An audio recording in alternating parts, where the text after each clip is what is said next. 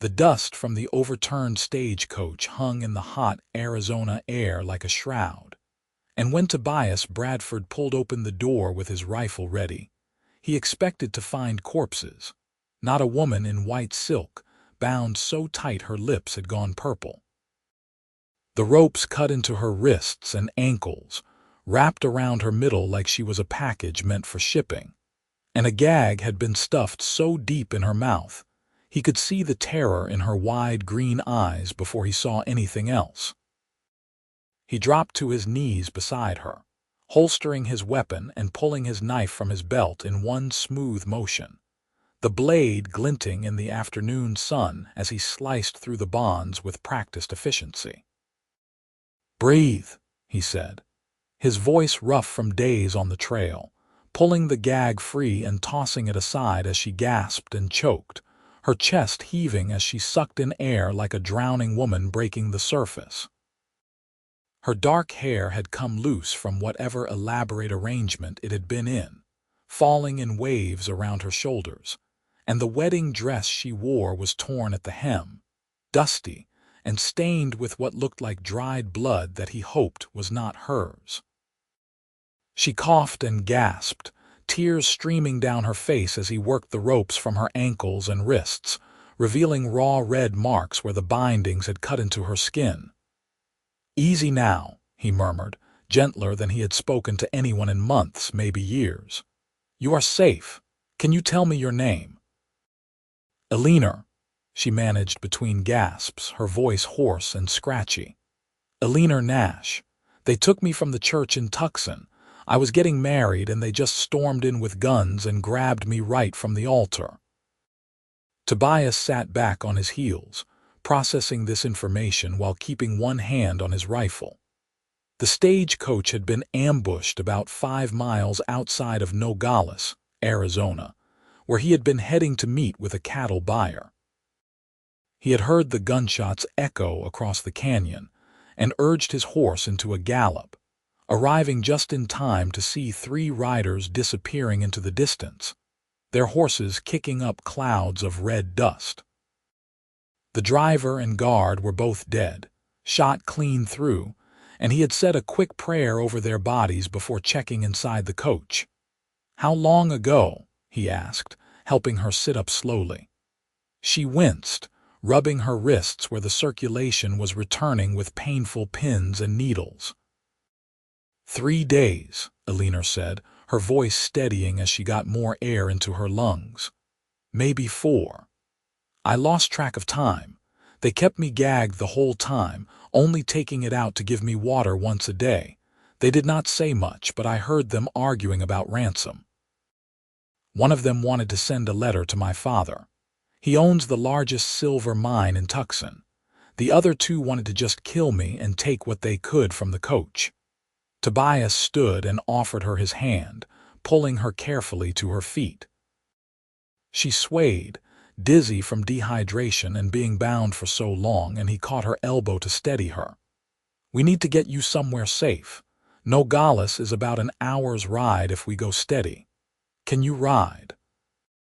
She looked down at her ruined wedding dress, at the layers of silk and lace that would tangle in any saddle, and something between a laugh and a sob escaped her throat.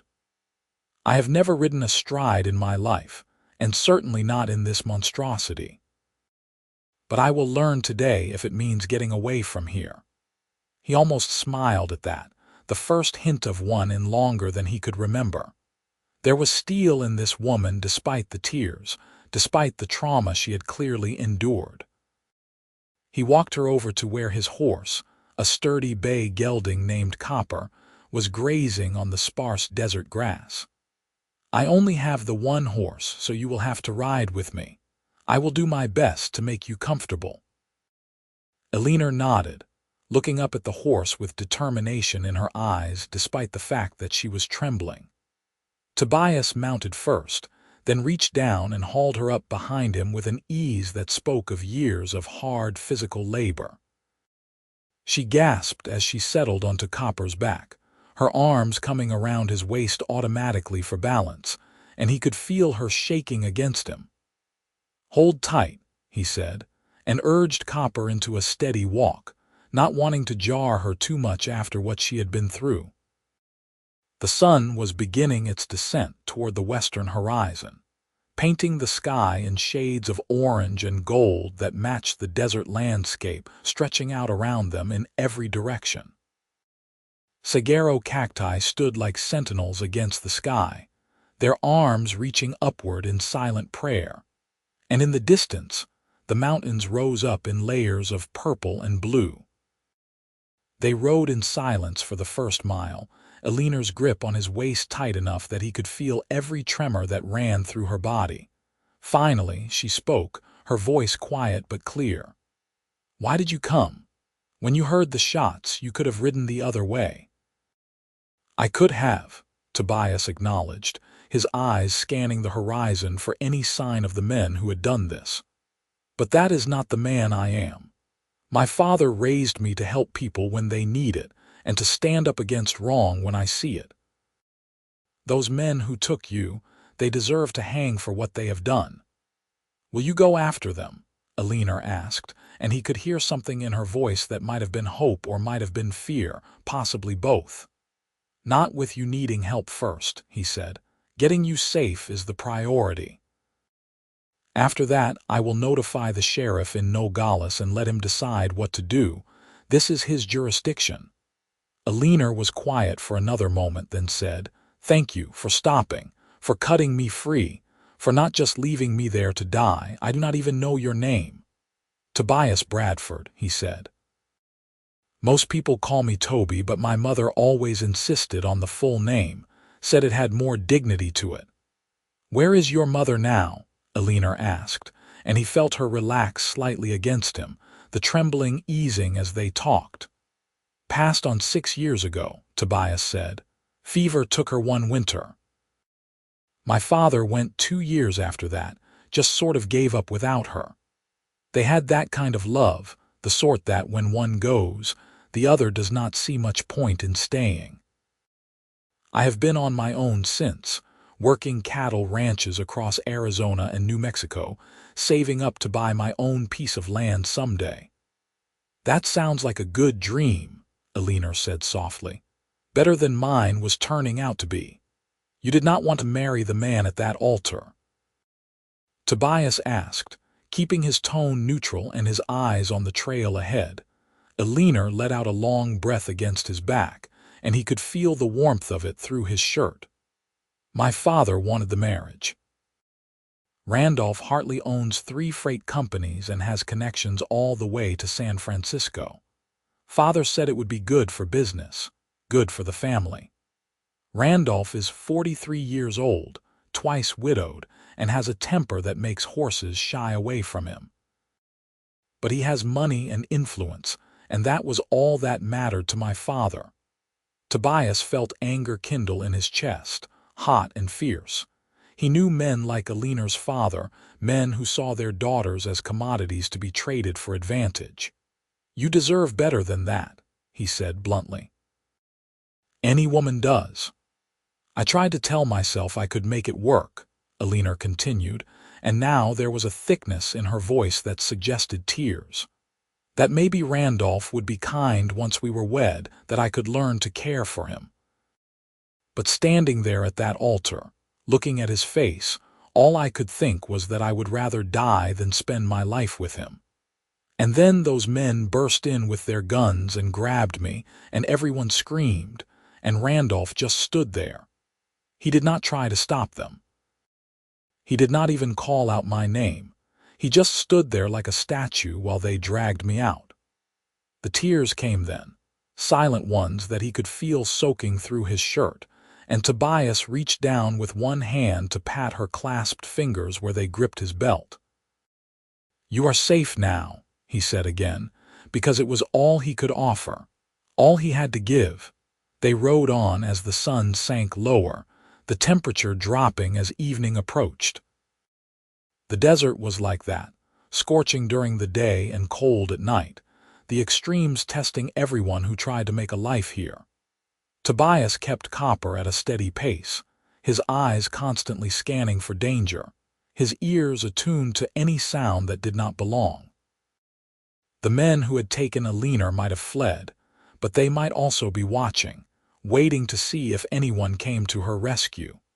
As the lights of Nogales began to appear in the distance, small pinpricks of yellow against the gathering darkness, Eleanor spoke again. "What will happen to me now? If word gets back to Tucson that I have been found, my father will just try to marry me off again, probably to Randolph or someone worse. And if Randolph thinks I have been compromised, he might not want me at all, which would shame my father and make him furious." Tobias had been thinking about this very problem for the last several miles. Nogales has a boarding house run by a widow named Mrs. Carson. She is a good woman, fair and honest. You could stay there while you figure out what you want to do next. I have a little money saved, enough to pay for a few weeks while you get your bearings. I cannot ask you to do that, Eleanor protested. You have already done so much. You are not asking. I am offering, Tobias said firmly. And besides, what else am I going to spend it on? Copper here eats grass, and I sleep under the stars more often than not. Consider it an investment in seeing justice done, because I fully intend to help track down the men who did this to you." Eleanor's arms tightened around him, a gesture that felt like gratitude and relief combined. "You are a good man, Tobias Bradford, better than I thought existed anymore." "I am just a man doing what is right," he replied, but something warm had started growing in his chest, something he had not felt in a long time. He told himself it was just satisfaction at helping someone in need, but he knew it was more than that. There was something about Eleanor Nash, about her courage and her vulnerability, about the way she had not broken despite being bound and terrorized for days, that drew him in ways he did not fully understand yet. They reached Nogales as full darkness fell, the town coming alive with lamplight and the sounds of evening activity. The main street was lined with buildings that looked like they had been thrown up quickly and might blow down in the next strong wind, typical of these border towns that existed primarily to serve the ranches and mines scattered across the territory. Tobias guided Copper toward the boarding house, a two-story structure that looked more solid than most, with a painted sign hanging above the door that read, "Carson House Clean Rooms and Honest Meals."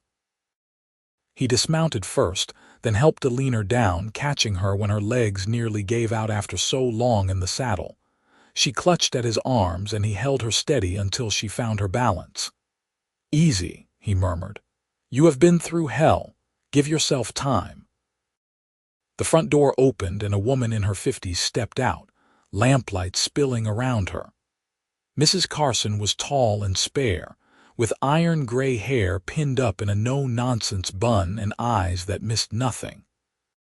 Those eyes took in Eleanor's torn wedding dress, her disheveled appearance, the raw marks on her wrists, and then shifted to Tobias with a question in them. "Mrs. Carson," Tobias said, touching the brim of his hat respectfully. "This is Miss Eleanor Nash. She was kidnapped from her wedding in Tucson and held for ransom. I found her in an overturned stagecoach outside of town, bound and left for dead after the driver and guard were killed. She needs a safe place to stay while we figure out what to do next, Mrs." Carson's expression shifted from suspicion to sympathy in an instant. She hurried down the steps and took Eleanor's arm, supporting her with surprising strength.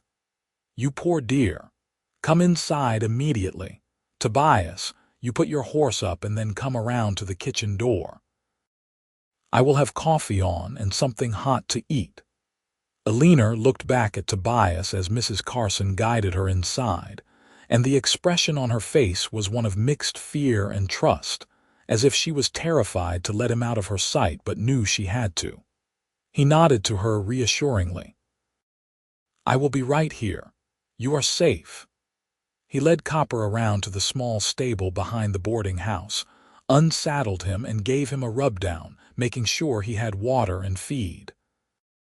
The familiar routine gave him time to think about everything that had happened, about the dead men at the stagecoach and the 3 riders he had seen fleeing, about Eleanor's father and the man she had almost married, about the fear in her eyes when she talked about going back to Tucson. By the time he made it to the kitchen door, Mrs. Carson had Eleanor seated at the table with a blanket around her shoulders and a cup of tea in her hands. The older woman looked up when Tobias entered. "Sit," she commanded, pointing to a chair. "Both of you look like you have been through a stampede." Tobias sat, accepting the coffee Mrs. Carson poured for him and wrapping his hands around the warm cup.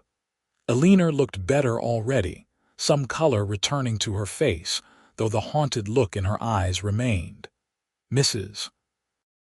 Carson bustled around the kitchen, putting together plates of cold chicken and biscuits, setting them down in front of her unexpected guests, with the efficiency of someone who had been feeding hungry people for decades. "Now," she said, sitting down across from them and folding her hands on the table, "tell me everything and do not leave anything out. I need to know what we are dealing with here." So Tobias told her, with Eleanor adding details when she could. About the church in Tucson, the armed men who had burst in, the 3 days of being bound and gagged in the stagecoach while her captors debated what to do with her. About the ambush outside of Nogales and the 2 dead men left behind. About Eleanor's father and the unwanted marriage. Mrs. Carson listened to all of it without interrupting, her face growing grimmer with each revelation. When they finished, she was quiet for a long moment, then said, "That father of yours deserves a thrashing for trying to force you into marriage with a man like that. And those outlaws deserve hanging for what they have done. But the question now is what happens next." "I cannot go back to Tucson," Eleanor said firmly, and Tobias heard the steel in her voice that he had noticed earlier. "I would rather scrub floors and wash dishes than return to my father's house and let him sell me off again. If you need help here at the boarding house, Mrs. Carson, I would be happy to work for room and board." Mrs. Carson's stern face softened slightly. "I like your spirit, girl. And I could use another pair of hands around here, truth be told. My daughter used to help me, but she married a rancher up north and moved away last year. But we need to be practical about this. Your father will be looking for you, and this Randolph Hartley fellow might be too. If they track you here, there could be trouble. Which is why I need to talk to the sheriff," Tobias said. "Get his help in tracking down the men who did this, and maybe convince him to send word to Tucson that Eleanor is safe, but has chosen not to return home. She is over 18, I assume." 22, Eleanor confirmed. "Old enough to make my own choices, even if my father does not think so." "Then legally, you are free to do as you please," Mrs. Carson said, "though that might not stop your father from trying to force you back. Men like that do not take well to having their authority challenged." They talked for another hour, making plans and contingencies, until Eleanor was swaying in her chair with exhaustion. Mrs. Carson stood and guided her upstairs to one of the guest rooms, leaving Tobias alone in the kitchen with his cooling coffee and his thoughts. He knew he should head to the sheriff's office right now, should report what he had found and get the law involved, but exhaustion was catching up with him too. It had been a long day, and tomorrow would likely be longer. He was still sitting there when Mrs. Carson returned, her footsteps soft on the wooden stairs. She poured herself a cup of coffee and sat down across from him again, studying his face with those sharp eyes. "You care about her already," she said, not a question but a statement. Tobias considered denying it, but Mrs. Carson was not the sort of woman you could lie to successfully. "I barely know her," he said instead. "That is not what I asked," Mrs. Carson replied. "I have been running this boarding house for 20 years, Tobias Bradford. I have seen all kinds of people come through that door, and I have gotten good at reading what is in their hearts. You look at that girl like she is something precious that might break if you are not careful." "She has been through hell," Tobias said. "Anyone would want to help her." "Help her, yes. But the way you look at her is different," Mrs. Carson said, her voice gentle now. "And the way she looks at you suggests the feeling might be mutual, but you need to be careful. She is vulnerable right now, scared and alone. She might attach herself to you because you saved her, not because of who you actually are. Give her time to heal before you let your heart get too involved." Tobias nodded slowly, recognizing the wisdom in her words even as something in him rebelled against them. "I will take things slow," he promised. "Right now, the priority is keeping her safe and catching the men who did this." "Good man," Mrs. Carson said, patting his hand. "Now go get some sleep. You can take the room at the end of the hall upstairs. No charge since you are paying for Eleanor's keep. And in the morning, we will figure out the rest." Tobias climbed the stairs to the small room at the end of the hall, barely noticing the simple furnishings as he kicked off his boots and collapsed onto the bed. He was asleep almost instantly, his last conscious thought of green eyes and a frightened face, and a voice saying thank you. He woke before dawn, as was his habit, and found Mrs. Carson already in the kitchen kneading bread dough. She nodded toward the coffee pot, and he poured himself a cup, standing by the window to watch the sunrise paint the desert in shades of pink and gold. The town was still quiet, most people not yet stirring, and he savored the peaceful moment before the day's challenges began. Eleanor came down about an hour later, wearing a simple blue dress that Mrs. Carson must have lent her. Her hair was brushed and pinned up, and the wild look had faded from her eyes, replaced by a calm determination that Tobias found himself admiring. She accepted coffee and a plate of eggs and bacon from Mrs. Carson, eating with better appetite than she had shown the night before. "I want to come with you when you talk to the sheriff," she said, looking at Tobias. "I can describe the men who took me, help with the investigation. And I want to see justice done. It might not be pleasant," Tobias warned. "The sheriff will want all the details and you will have to relive what happened." "I know," Eleanor said, "but I need to do this. I need to take control of something in my life, even if it is just helping catch the men who terrorized me." Tobias saw the resolution in her face and knew there was no point in arguing. "All right, but if it gets to be too much, you tell me and we leave. Deal?" "Deal," Eleanor agreed, and gave him a small smile that made his heart do something complicated in his chest. They finished breakfast and walked together through the awakening town toward the sheriff's office, a squat adobe building at the far end of the main street. The morning air was already warm, promising another scorching day, and Tobias was aware of people watching them as they passed, curious eyes taking in the sight of a cowboy and a young woman in a borrowed dress walking side by side. Sheriff Tom Mendoza was at his desk when they entered, a stocky man in his 50s with a weathered face and suspicious eyes. Those eyes narrowed as he took in Eleanor's appearance and the protective way Tobias stood near her. "Help you folks?" he asked, his tone neutral. Tobias laid out the situation, describing what he had found at the Stagecoach and the 3 riders he had seen fleeing. Eleanor added her account of the kidnapping from the church in Tucson, providing descriptions of her 3 captors as best she could. The sheriff listened, making notes, his expression growing darker with each detail. "This is a mess," he said finally, setting down his pencil. "The Stagecoach ambush is in my jurisdiction, but the kidnapping happened in Tucson.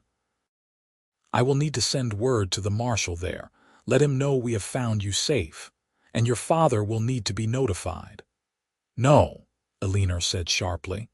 "I do not want my father to know where I am. He will try to drag me back to Tucson and force me into that marriage." Sheriff Mendoza leaned back in his chair, studying her. "Miss Nash, I understand you have been through a traumatic experience, but your father has rights as your parent, and he deserves to know you are alive." "I am 22 years old," Eleanor said, her voice steady and firm. "I am not a child, and my father's rights ended when I came of age. I am choosing to stay in Nogales and make my own life. You can tell the marshal in Tucson that I am safe and unharmed, but I am asking you not to reveal my exact location." The sheriff looked between Eleanor and Tobias, clearly trying to assess the situation. "Is there something going on here I should know about? Are you two married? Did you run off together? We met yesterday when he found me in that stagecoach," Eleanor said before Tobias could answer. "He saved my life, and now he is helping me get back on my feet. That is all. I am staying at Mrs. Carson's boarding house and will be working there to pay my way. There is nothing improper happening." Sheriff Mendoza grunted, not entirely convinced but apparently willing to let it go. "Fine. I will send word that you are safe but choosing to stay here for now. But I cannot control what your father does with that information, Miss Nash. If he comes looking for you, that is his right." "I understand," Eleanor said. "Thank you for respecting my wishes." The sheriff turned his attention to Tobias. "As for these outlaws, I will organize a posse to track them down. From your description, they sound like the Coulter gang. Jack Coulter and his two brothers, Ben and Sam, have been hitting stagecoaches and trains across the territory for the past 6 months. They are getting bolder, and now they have killed 2 men. If you are willing, I could use you on that posse. You clearly know how to handle yourself, and you have seen them." Tobias glanced at Eleanor, who gave him a small nod. "I will help," he said, "but I want to make sure Miss Nash is settled and safe first." "We ride out tomorrow at first light," the sheriff said. "That gives you time to get your affairs in order. And Miss Nash, you stay close to the boarding house and keep your eyes open. If those Coulter boys realize you can identify them, they might come back to finish the job." The warning sent a chill down Tobias's spine, and he saw Eleanor pale slightly. "I will make sure she is protected," he said firmly. They left the sheriff's office and walked back toward the boarding house in silence, both processing everything that had been said. When they were halfway there, Eleanor stopped and turned to face him. "You are going after them?" "The men who took me?" "Yes," Tobias said simply. "They need to face justice for what they have done." "Be careful," Eleanor said and reached out to touch his arm, her fingers light against his sleeve. "I do not want you getting hurt on my account." "I will be careful," he promised, covering her hand with his own for just a moment before letting go. "And when I get back, we can talk about what happens next, for both of us." Something passed between them in that moment, a connection that went beyond words, beyond the circumstances that had brought them together.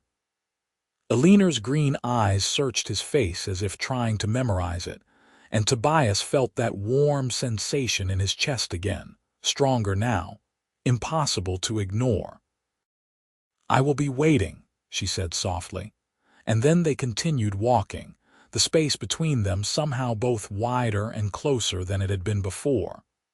The rest of the day passed in a blur of preparation. Tobias checked his gear, cleaned his rifle and pistol, made sure Copper was well rested and fed. He stopped by the general store to stock up on ammunition and supplies for the trail, aware that hunting the Coulter gang could take days or even weeks. Eleanor stayed at the boarding house, helping Mrs.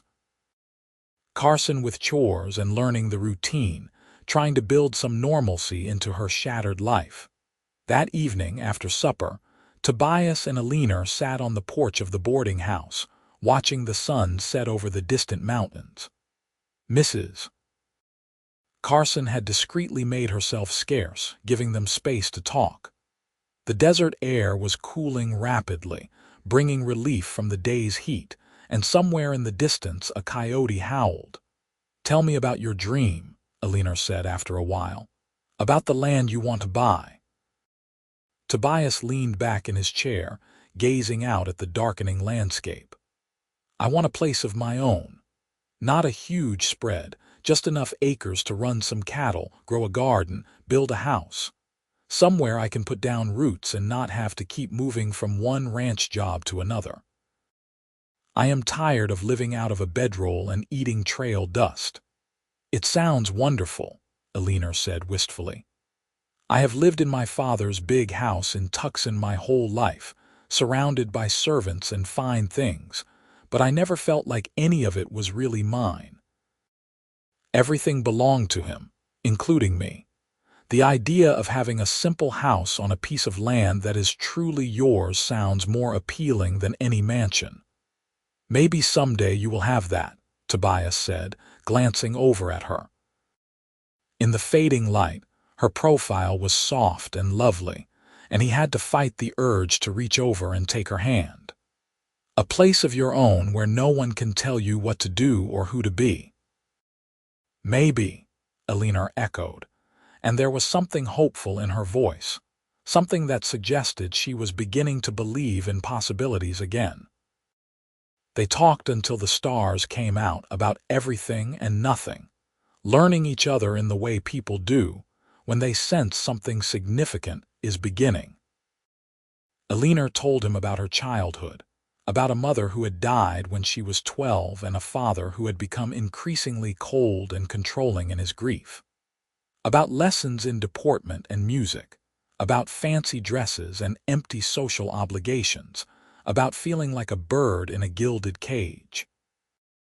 Tobias told her about growing up on a small ranch in New Mexico, about learning to ride before he could properly walk, about his father teaching him to rope and brand, and everything else a cowboy needed to know.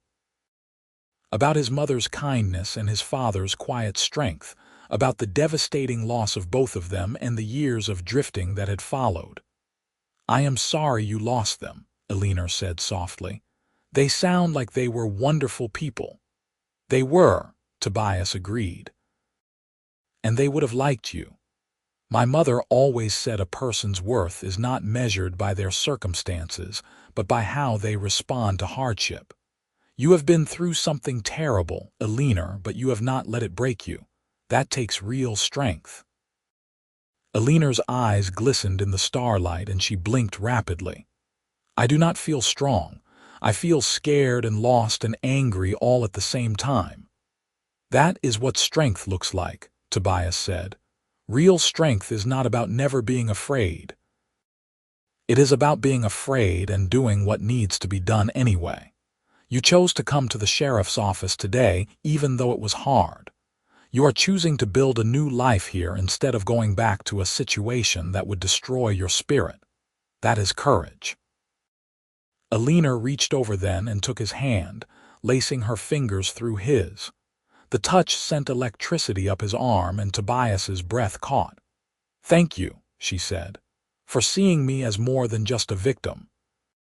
For treating me like I have value beyond what my father or Randolph Hartley thought I was worth." "You have more value than you know," Tobias said, his voice rough with emotion. "And any man who cannot see that is a fool." They sat like that, hands clasped, until Mrs. Carson called from inside that it was getting late, and they both should get some rest. Tobias walked Eleanor to the door, reluctant to let go of her hand, reluctant to end this moment that felt fragile and precious. At the threshold, Eleanor turned to face him, standing close enough that he could smell the lavender soap Mrs. Carson had given her. "Come back safe," she said, her voice barely above a whisper. "Please." "I will," Tobias promised. "I have something to come back to now." He wanted to kiss her, wanted it with an intensity that surprised him, but he remembered Mrs. Carson's warning about Eleanor being vulnerable. So instead, he lifted her hand to his lips and pressed a gentle kiss to her knuckles, a gesture that was both old-fashioned and deeply felt. Eleanor's breath hitched, and her eyes darkened with something that might have been longing. Then he stepped back, tipped his hat to her, and walked down the steps into the night, heading for his room with his heart pounding and his thoughts in turmoil. Behind him, Eleanor stood in the doorway for a long moment before finally going inside, touching her fingers to her lips as if she could still feel the warmth of his kiss. Tobias was up before dawn, his gear packed and Copper saddled. The posse assembled in front of the sheriff's office just as the first light was breaking over the eastern horizon. There were 6 men besides himself and the sheriff, ranch hands and townspeople who could be spared for the manhunt, all armed and grim-faced. They knew the Coulter gang's reputation, knew this would not be easy. Eleanor appeared just as they were mounting up, wrapped in a shawl against the morning chill. She caught Tobias's eye and he rode over to her, leaning down from the saddle. "You should still be sleeping," he said softly. "I could not," Eleanor replied. "I needed to see you off, needed to know this was real and not just a dream I had." "It is real," Tobias assured her, "all of it, and when I get back we will figure out what comes next, together." Eleanor nodded, blinking back tears. "I will be here. Working hard and staying safe. You just focus on coming back in one piece." "That is my plan," Tobias said with a slight smile. Then, because he could not help himself, he reached down and cupped her cheek with his hand, his thumb brushing away a tear that had escaped. "Be strong, Eleanor Nash. I will see you soon." "Be safe, Tobias Bradford," she replied, covering his hand with hers for just a moment before stepping back. The posse rode out at a hard pace, following the tracks that Sheriff Mendoza had located leading away from the ambush site. The trail led north into rougher country, through canyons and across arroyos, the terrain becoming increasingly challenging as they climbed into the mountains. They pushed hard all day, stopping only briefly to rest the horses and eat cold rations, everyone grimly determined to catch up with the outlaws. As they rode, Tobias found his thoughts returning again and again to Eleanor, to the way she had looked in the starlight, the way her hand had felt in his, the trust in her eyes when she had asked him to come back safe. He had known her for less than 2 full days, but already she had become important to him in ways he was still struggling to understand. It was more than just having saved her, more than the natural protectiveness anyone would feel. There was something about her specifically, about her courage and her vulnerability, her determination to build a new life on her own terms, that called to something deep in his soul. On the second day, they found the Coulter gang's camp in a narrow canyon, the outlaws clearly not expecting pursuit to come so fast or so determined. The sheriff deployed his men carefully, surrounding the camp before dawn and waiting for enough light to make their move. When they did attack, it was swift and efficient.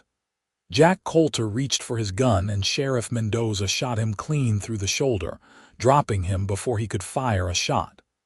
Ben Coulter tried to run and was tackled by 2 of the ranch hands. Only Sam Coulter managed to get to his horse, galloping away with Tobias in pursuit. The chase lasted nearly an hour, Sam's horse fresher than Copper and making good time across the desert floor. But Tobias was the better rider, knew how to read the terrain and anticipate where Sam would go. He drove Copper hard, closing the distance gradually, inexorably. When he was close enough, he pulled his rifle and fired a warning shot over Sam's head. "Stop or the next one goes through you," he shouted. Sam reined in, his hands going up as Tobias approached with his rifle leveled.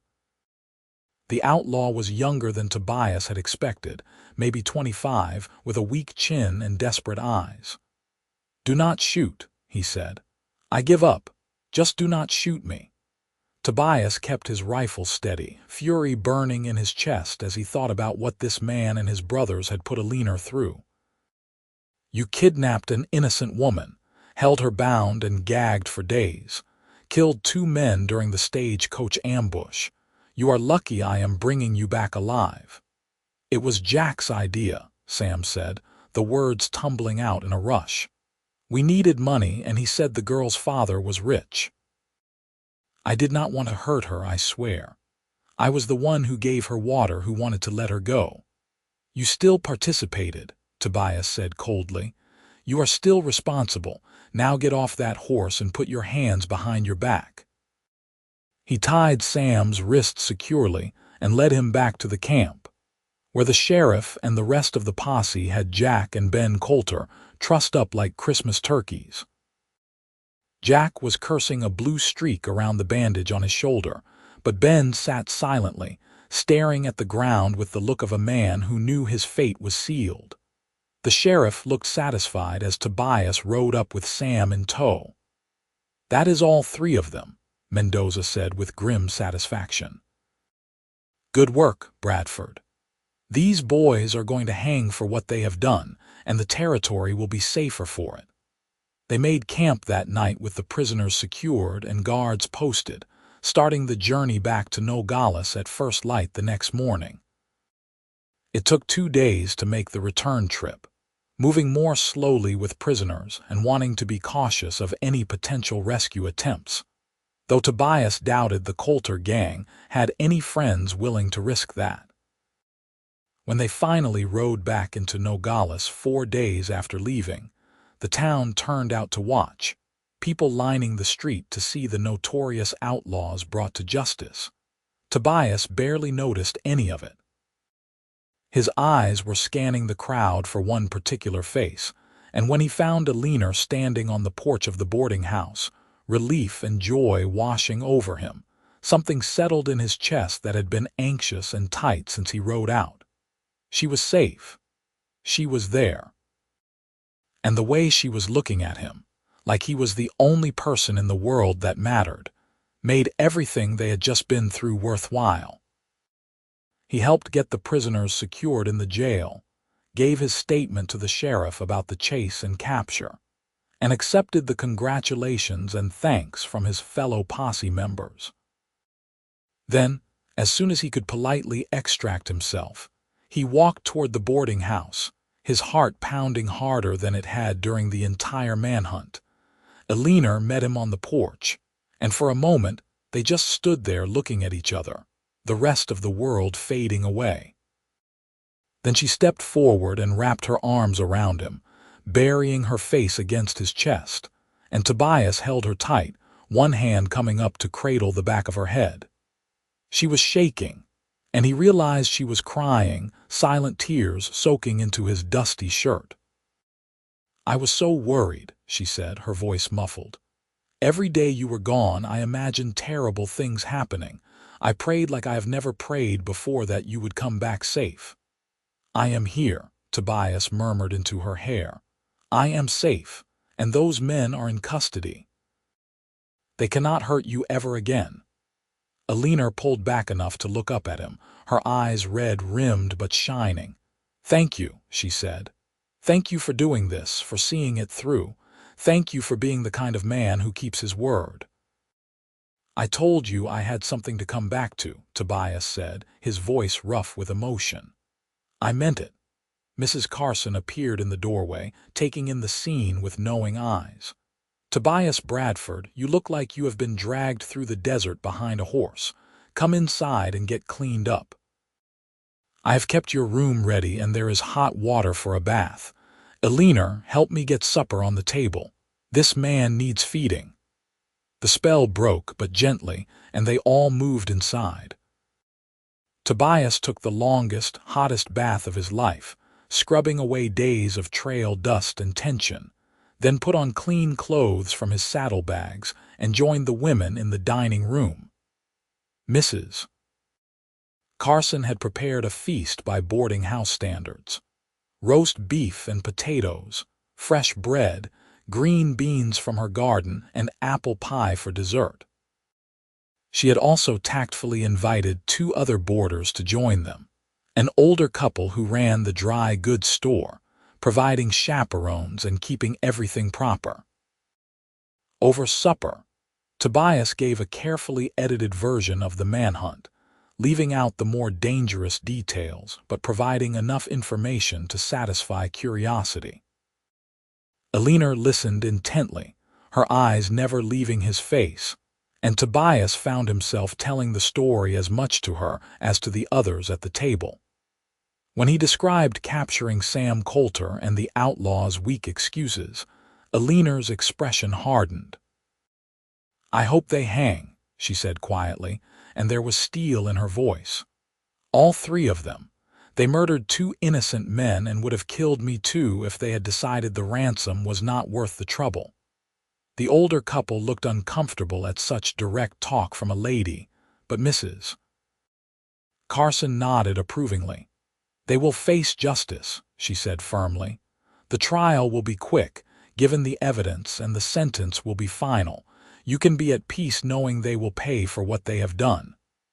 After supper, the older couple retired to their rooms and Mrs. Carson made herself scarce again, leaving Tobias and Eleanor alone in the parlor.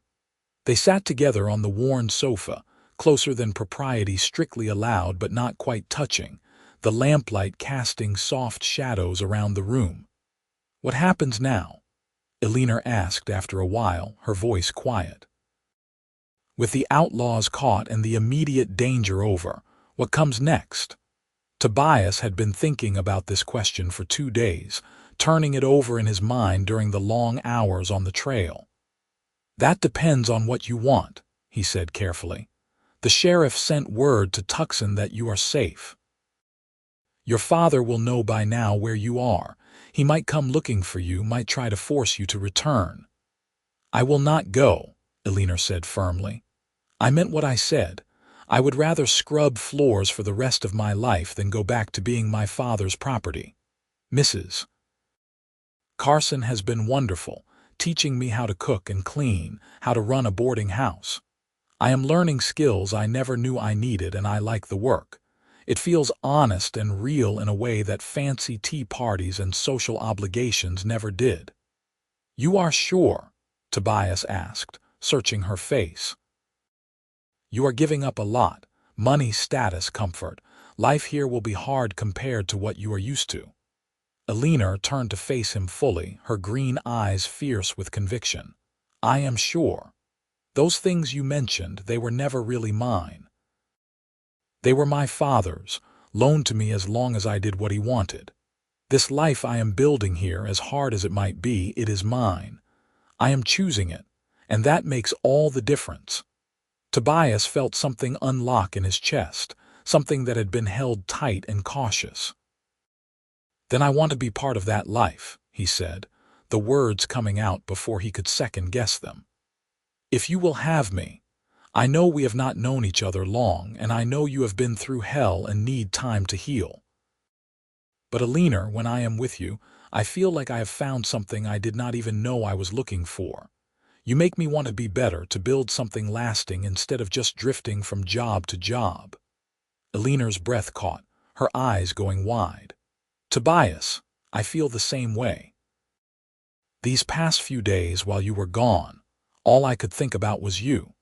Worrying about you, praying for you, imagining what it would be like if you never came back. And I realized that in the space of just a few days, you have become the most important person in my world. I do not know if that is wise or foolish or just a result of the circumstances that brought us together, but I know it is true." "It is not just the circumstances," Tobias said, reaching over to take her hand. "I have saved people before, helped folks in trouble. Never felt like this. What I feel for you, Eleanor, it is real, it is deep, and it is not going away." Eleanor squeezed his hand, tears gathering in her eyes again, but these were different tears, happy ones. "What do we do about it?" she asked, her voice trembling. "How do we navigate this when everything is so complicated?" "We take it slow," Tobias said, echoing Mrs. Carson's earlier advice. "We give you time to heal from what you have been through. We let this thing between us grow naturally without forcing it. I will find work around here so I can stay close. Maybe hire on at one of the nearby ranches. We can spend time together, really get to know each other. And when the time is right, when you are ready, we can talk about the future." "That sounds perfect," Eleanor said, and then she did something that took his breath away. She leaned forward and pressed her lips to his, a soft, sweet kiss that was tentative but full of promise. Tobias's free hand came up to cup her face, his calloused thumb stroking her cheek as he kissed her back with all the tenderness and longing he had been holding in. When they finally pulled apart, both breathing harder, Eleanor's face was flushed and her eyes were bright. "I have never been kissed like that," she said wonderingly. "Randolph tried to kiss me once during our courtship, but it was aggressive and unpleasant. That was beautiful." "It was," Tobias agreed, his voice rough. "You are beautiful, inside and out." They sat together for another hour, talking quietly and occasionally stealing more kisses, learning the shape and taste of each other in the warm lamplight. When Mrs. Carson finally appeared to remind them that propriety required Eleanor to retire for the evening, neither of them wanted to separate, but they both understood the necessity. Tobias walked Eleanor to the base of the stairs, kissed her hand one more time, and watched her climb up to her room, his heart full in a way it had not been since his parents died. The next few weeks fell into a pleasant rhythm. Tobias found work at a ranch about 10 miles outside of Nogales, breaking horses and helping with the summer roundup. He rode into town every few days, usually staying the night at the boarding house and spending his evenings with Eleanor. They took walks through the desert in the cooler evening hours, talking about everything under the sun. They sat on the porch and watched sunsets together. They helped Mrs. Carson with projects around the boarding house, working side by side in the garden or helping repair a fence out back. Eleanor bloomed under this new life, the haunted look gradually fading from her eyes, replaced by genuine joy and confidence.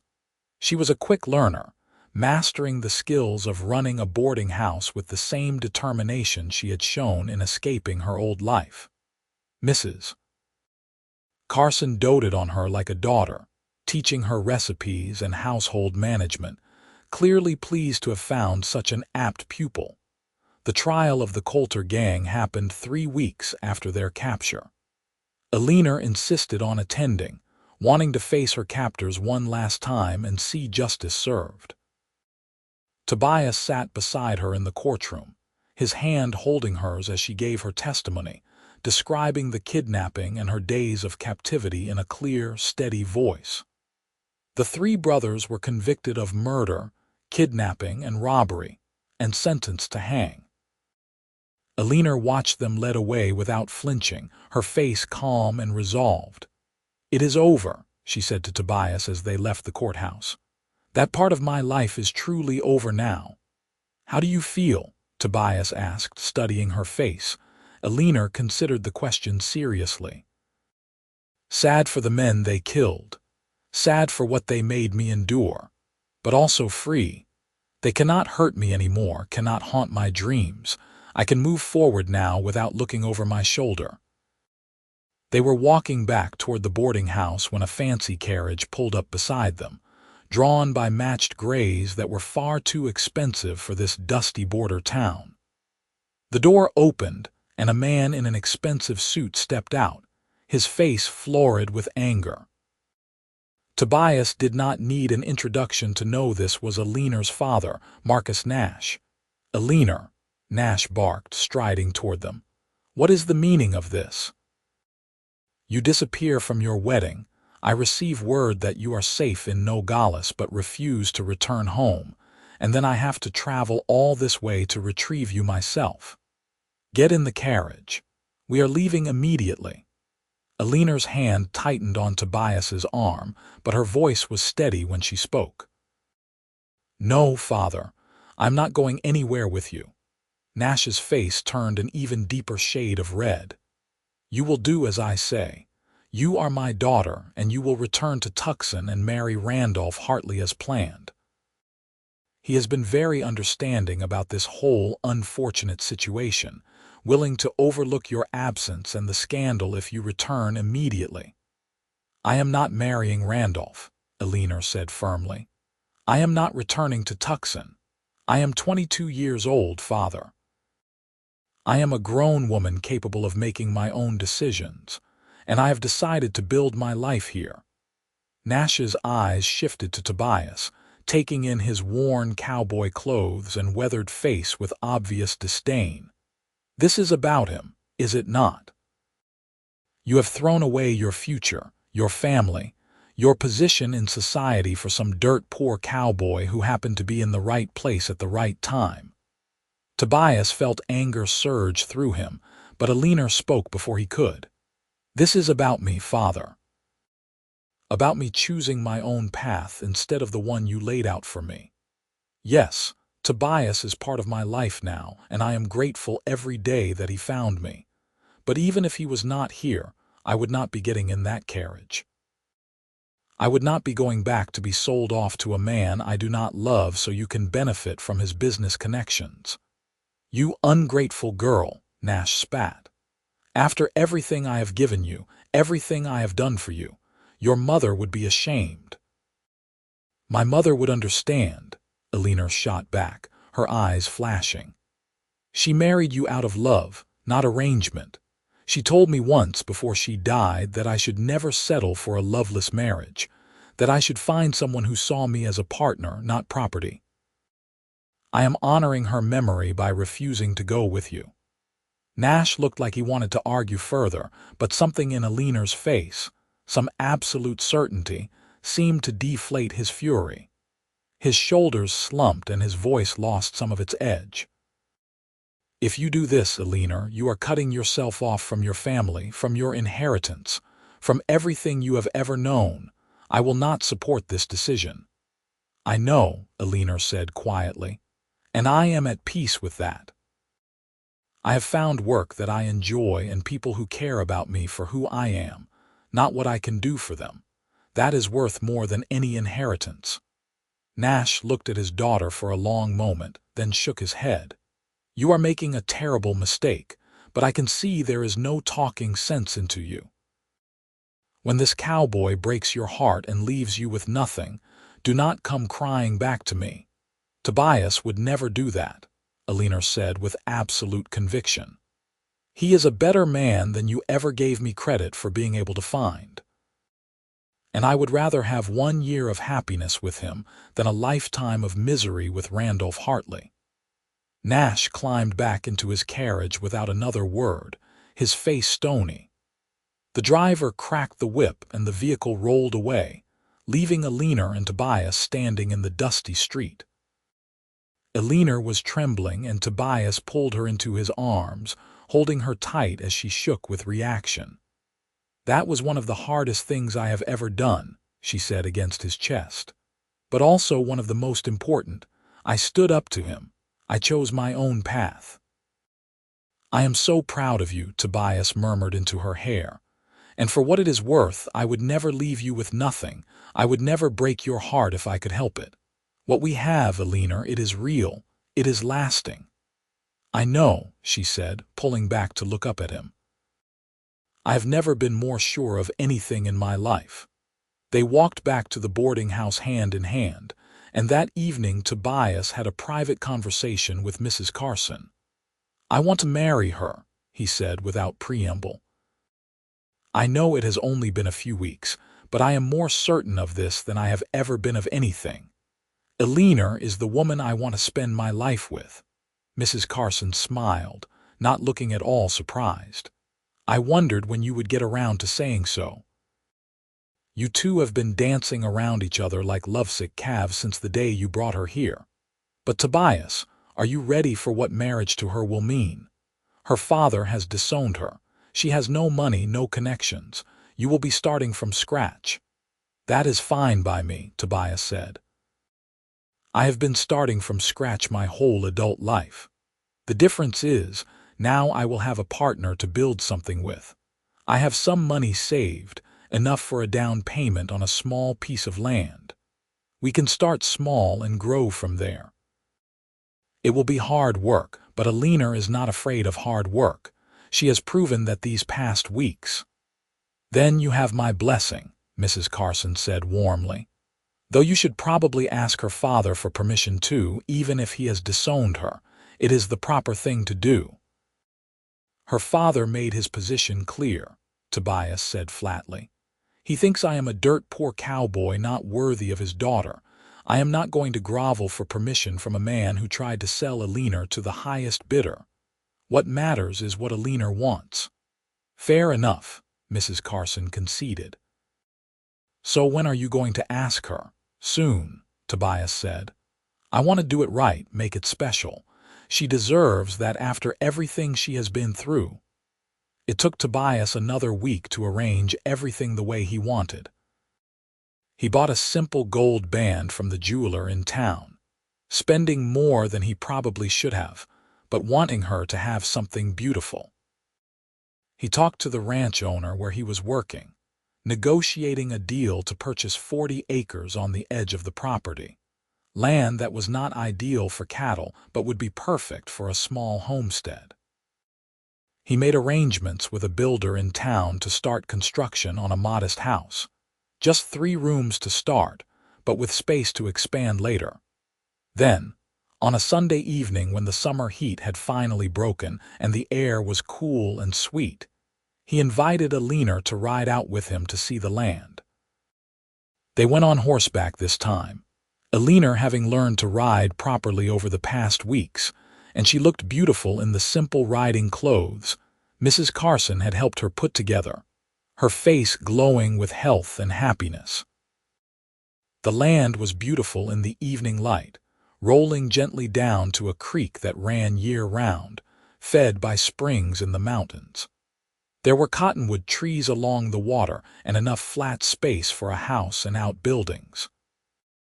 Tobias watched Eleanor's face as she took it all in, saw the moment when she realized what he was showing her. "Tobias, is this yours?" she asked, her voice filled with wonder. "It will be," he said, dismounting and helping her down from her horse. "I made a deal to purchase it. The builder starts work on a house next week. It is not much, Eleanor, just 40 acres and a 3-room house to start. But it is ours if you want it to be, if you will marry me."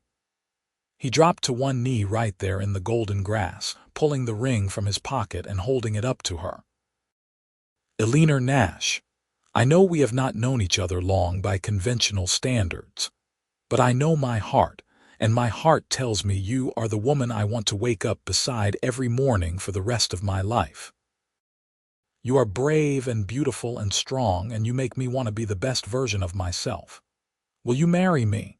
Eleanor's hands flew to her mouth, tears streaming down her face, but they were happy tears, joyful tears. "Yes," she said, her voice breaking. "Yes, Tobias Bradford, I will marry you.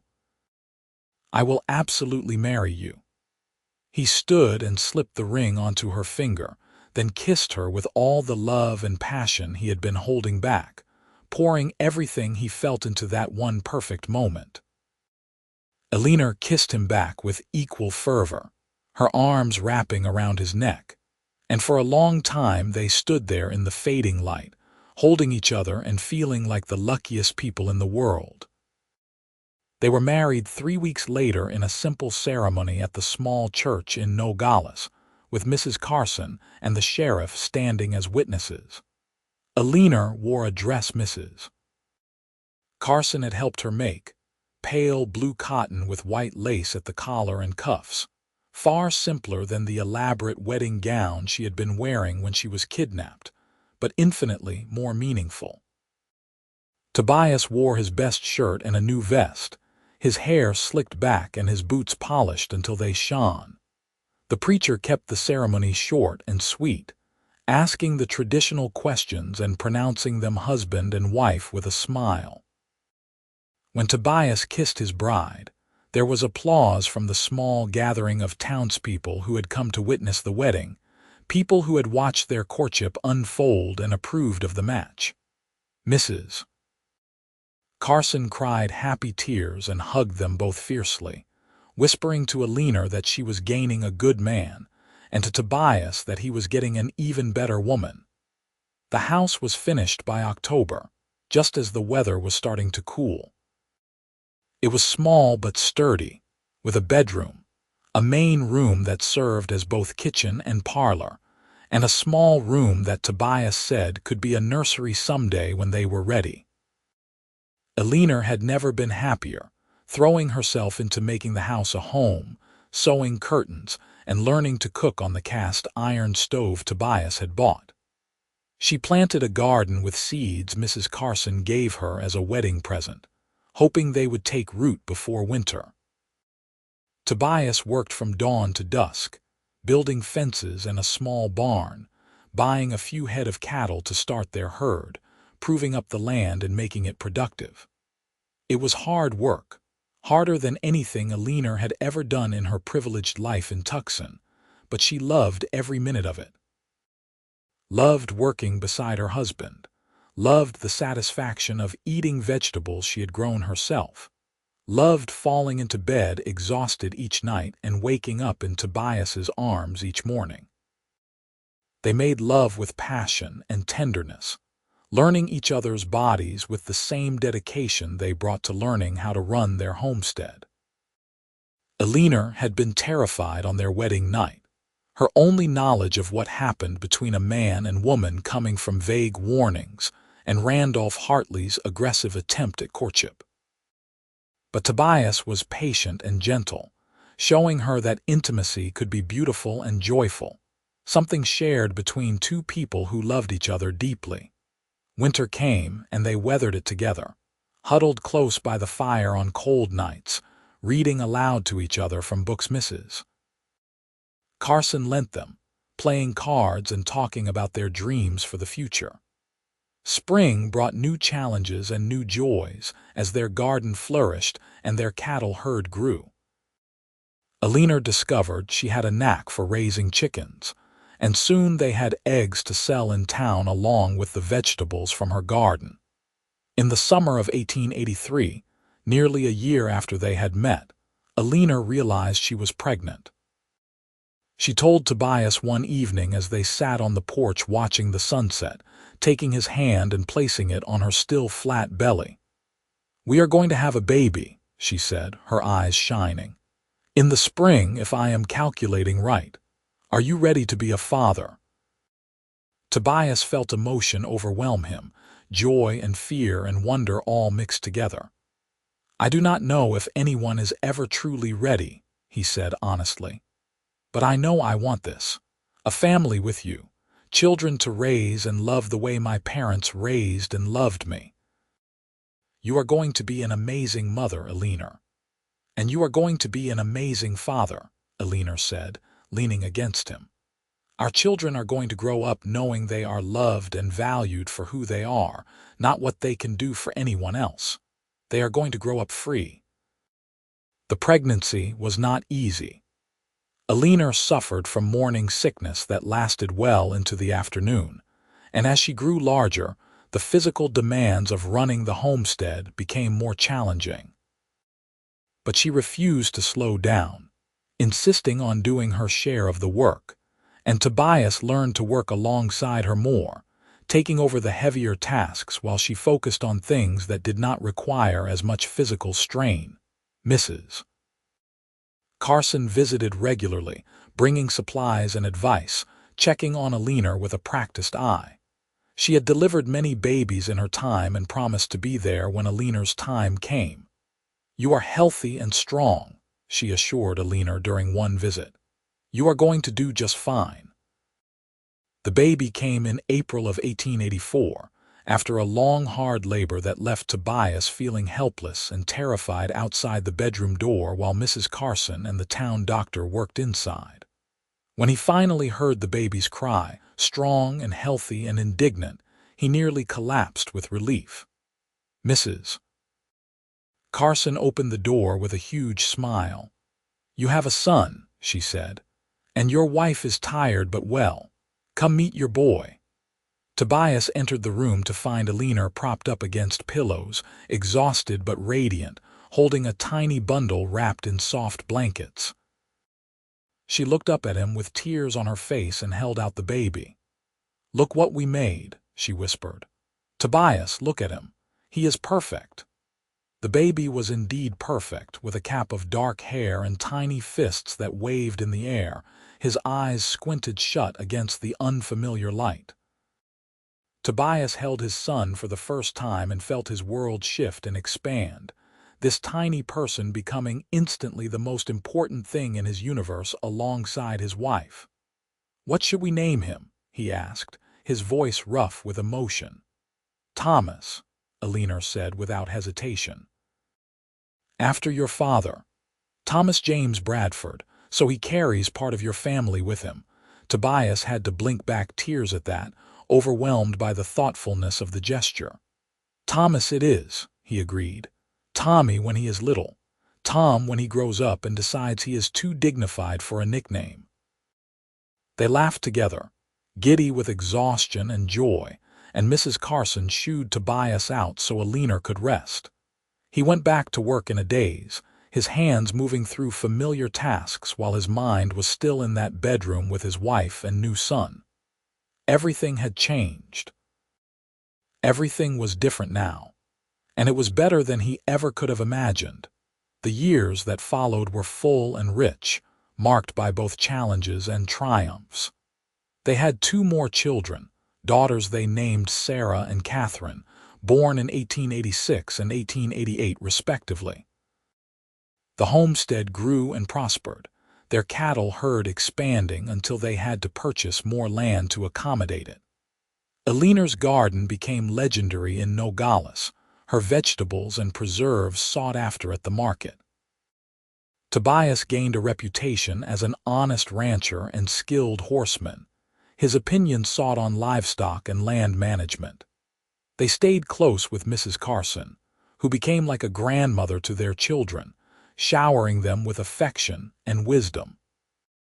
She eventually sold the boarding house and moved into a small cottage on their property, wanting to be near the family she had helped create. The children adored her, and she spent hours teaching them to read and do arithmetic, giving Eleanor and Tobias backup when the demands of 3 young children threatened to overwhelm them. Eleanor never heard from her father again after that confrontation in the street. She made peace with it over the years, realizing that his love had always been conditional, based on her compliance rather than her actual self. She had Tobias and their children and Mrs. Carson and the community they had built in Nogales, and that was more than enough. Sometimes she thought about her mother and hoped that, wherever she was, she could see that her daughter had found the kind of love she had advised her to wait for. In the summer of 1895, more than a decade after Tobias had found Eleanor bound in that stagecoach, they stood together on their porch watching their children play in the yard. Tommy was 11 now, tall and serious like his father, already helping with the cattle and taking pride in his responsibilities. Sarah was 9, a spirited girl with her mother's green eyes and determination, constantly asking questions about everything. Catherine was 7, shy and sweet, always to be found with a book or helping in the garden. "You ever think about that day?" Eleanor asked, leaning against Tobias's side in the comfortable way of people who have been together long enough to not need constant words. "The day you found me." "Sometimes," Tobias admitted. "Usually when I am counting my blessings, which is often. If I had ridden a different way that day, if I had decided the gunshots were none of my business, if I had been even an hour later getting there, our whole lives would be different. We would never have met. None of this would exist. I think we would have found each other somehow," Eleanor said thoughtfully. "I have to believe that. You are my person, Tobias Bradford. The universe would have conspired to bring us together one way or another." "Maybe," Tobias said, pressing a kiss to the top of her head. "But I am grateful it happened the way it did. Even the hard parts, the scary parts, because they led us here. To this life we have built together." "Me too," Eleanor said, watching Sarah chase Catherine around the yard while Tommy tried to look too dignified to join in but clearly wanted to. I was so scared that day, thinking I was going to die in that stagecoach, that no one would ever find me. And then you opened that door and cut those ropes and told me to breathe, and it was like my whole life started over in that moment. Everything before was just preparation for everything after. You would have survived even without me, Tobias said with conviction. You are the strongest person I know, Eleanor. You would have found a way. Maybe, Eleanor echoed his earlier word. But I am glad I did not have to. I am glad you were there. I am glad you stayed. I am glad we chose each other every day since then. They stood together in comfortable silence, watching their children and their land, and the sunset painting the Arizona sky in shades of gold and crimson. The house had been expanded over the years, growing to accommodate their family, but the core of it was still those first 3 rooms Tobias had built.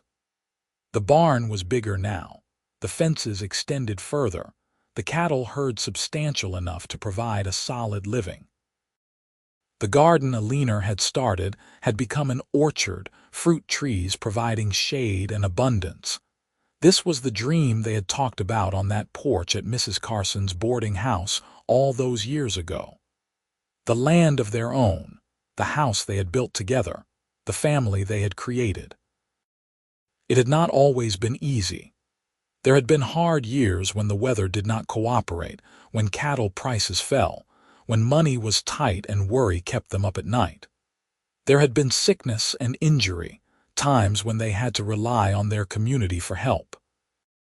There had been the normal struggles of any marriage, disagreements and hurt feelings and moments of frustration. But through all of it, they had each other.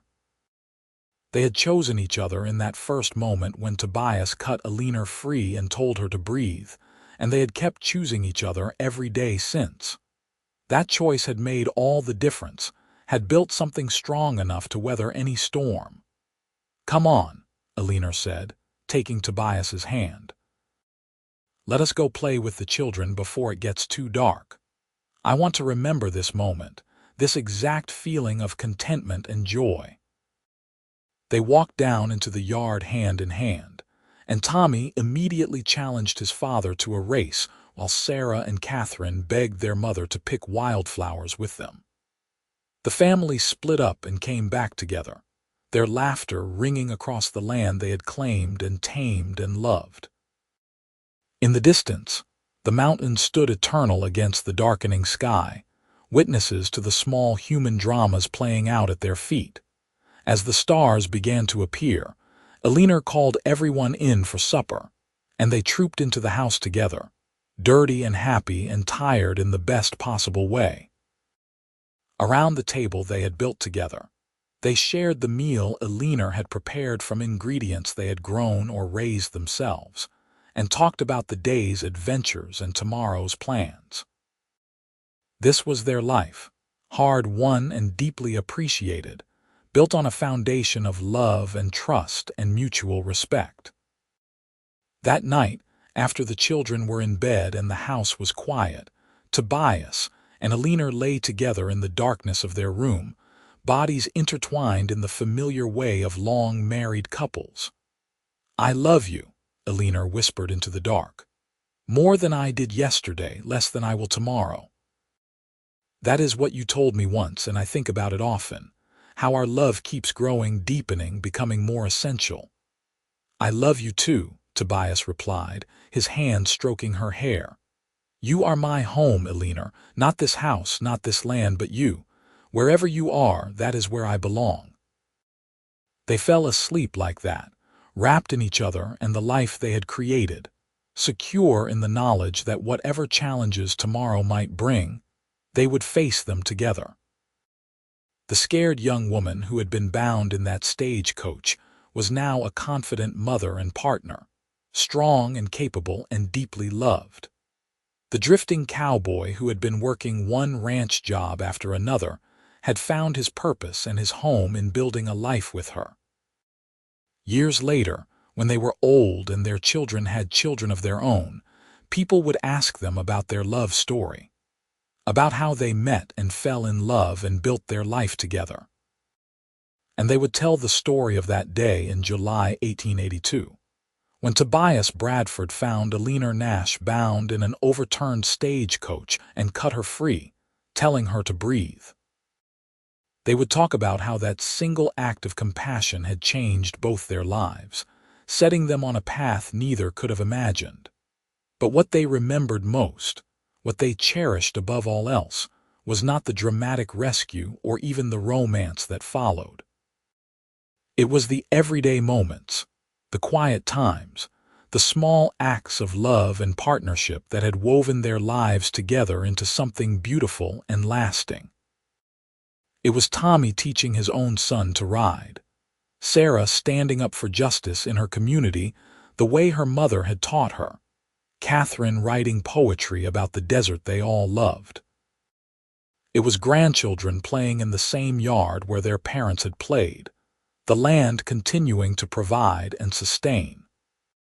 It was Tobias and Eleanor, still choosing each other after 50 years of marriage, still finding new things to love about one another, still grateful for that day when their paths had crossed in the most unlikely of circumstances. Still remembering that first word Tobias had spoken to her after cutting her free, breathe. A simple instruction that had become a metaphor for their entire life together. Breathing in the good times and the hard times, taking each moment as it came, living fully and deeply, and with gratitude for every breath they got to take together.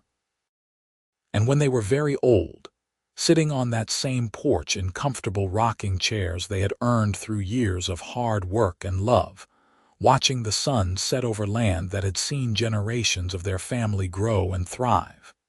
Eleanor would turn to Tobias with the same green eyes that had caught his attention all those decades ago, still bright despite the years, and say, "Thank you for telling me to breathe that day. For giving me a reason to keep breathing every day since." And Tobias would take her hand, their fingers intertwining with the ease of countless repetitions, and reply, "Thank you for being worth saving, for choosing me, for building this life with me. I would do it all again in a heartbeat." Their children and grandchildren would remember that conversation, would tell the story to their own children and grandchildren, keeping alive the legend of the cowboy who found the bride bound in the stagecoach and set her free, not just physically, but in every way that mattered. It became a family story, a legacy of love and courage and choosing your own path, even when it was difficult. The homestead they built became a family gathering place, passed down through the generations, growing and changing but always carrying the spirit of those first years when Tobias and Eleanor had carved out a life from raw land and mutual devotion. The values they had lived by, treating people with respect, working hard, standing up for what was right, helping those in need, became family values, passed down like precious heirlooms. And it all started with that one moment, that single decision by a cowboy to ride toward gunshots instead of away from them, to open a stagecoach door and free a frightened woman, to say one simple word that meant so much more than just a physical instruction. Breathe, live, choose, love. All of that contained in one word, spoken in a rough voice by a man who did not know he was about to meet his destiny. That was their story, and it was a good one, the kind that deserves to be remembered and retold. A reminder that sometimes the most important moments in our lives come when we least expect them, when we make the choice to help someone in need, when we are brave enough to choose love over comfort and security. Tobias and Eleanor Bradford lived that story, breathed it into existence one day at a time, and left a legacy that lasted far beyond their own years. They had found each other in the most unlikely of circumstances, built a love that sustained them through every challenge, raised a family that carried their values forward, and created a life that was rich in all the ways that mattered. And it had all begun with a bride bound in a stagecoach, a cowboy who cut her free, and one simple word: breathe.